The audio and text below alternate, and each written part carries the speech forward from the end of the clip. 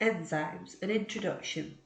So what are enzymes and how do enzymes speed up chemical reactions? So enzymes are biological catalysts. They are globular proteins, and what they do is they speed up chemical reactions without actually undergoing a permanent change. So they can be reused, and it also means that they only need to be produced in small amounts. And enzymes are involved in both synthesis reactions like anabolism and breakdown reactions like catabolism reactions. So how do enzymes actually work? Well, they lower the activation energy. So the activation energy is the energy required to start the reaction. So with an enzyme, the energy required to start the reaction is a lot smaller. So the energy needed to overcome this kind of barrier to start the reaction with an enzyme is a lot smaller than without an enzyme. So the top line is without an enzyme, the bottom line is with an enzyme.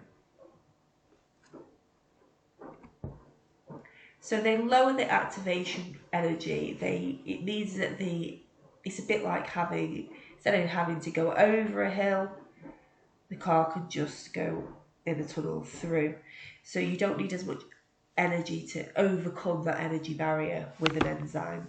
So enzymes lower the activation energy of a reaction.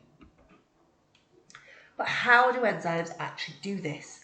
Well, they hold two substrate molecules to be joined together, which actually reduces the repulsion between the two molecules. Or in breakdown reactions, when they fit into the active site actually puts strain on the molecules so that they can break the bonds more easily.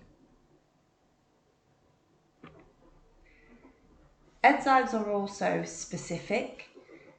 The 3D shape of the enzyme will only bind to one particular substrate.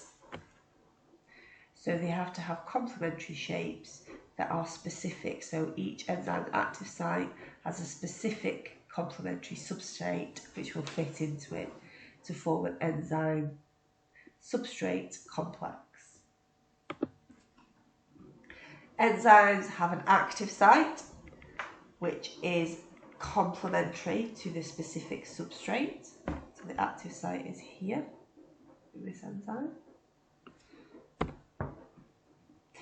So the active site is where the substrate actually binds, and it is complementary to the substrate. You should never say it's the same because it certainly isn't. It has a complementary shape to the substrate to form an enzyme substrate complex.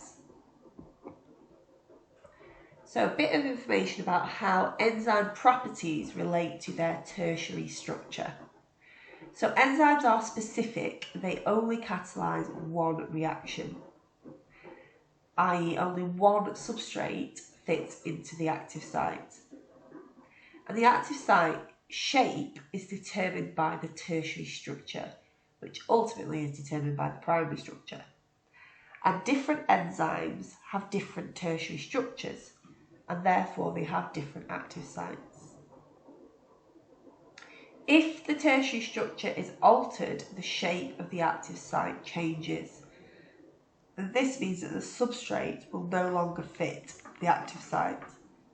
So tertiary structure can be altered by extremes of pH, extremely high or low pHs, or extremes of temperature, so extremely high temperatures, or for humans, human enzymes, anything over 45 degrees C can start to denature enzymes.